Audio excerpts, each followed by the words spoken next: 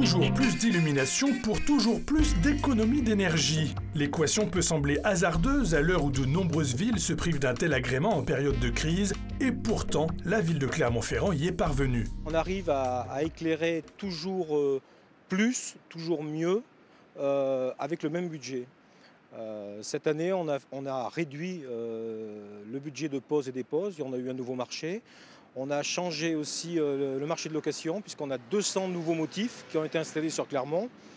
Et on arrive, alors là, on aura du mal à aller au-delà, bien qu'on ne sait jamais ce que l'avenir nous réserve, à descendre beaucoup plus les investissements. Car ces investissements ont été étalés dans le temps durant cette dernière décennie et ciblés notamment sur la technologie LED qui remplace aujourd'hui l'intégralité du parc lumineux de fait à Clermont.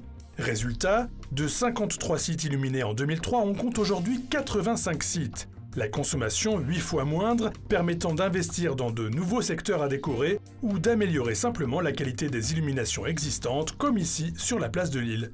On a des nouvelles LED qui viennent d'apparaître, qui sont ce qu'on appelle les super bright, des LED à haute intensité. Là, on a, par exemple, sur la place de Lille, on a 11 arbres éclairés.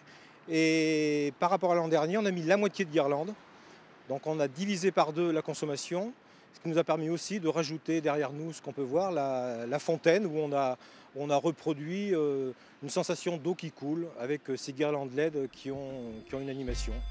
En tout, 16 000 points lumineux sont disséminés à travers la ville, 317 motifs, 16 km de guirlandes sur 135 arbres et 3 km rien que sur les façades de l'hôtel de ville. C'est clair, Clermont-Ferrand porte ces jours-ci ses plus belles tenues de soirée. Cette année, on a peut-être été un peu moins fort sur la place de Jaude, mais on a privilégié tout le cœur ancien de Clermont, le Port Saint-Genès, le Mazet, le Changy-le-Fongièvre, bien évidemment Montferrand.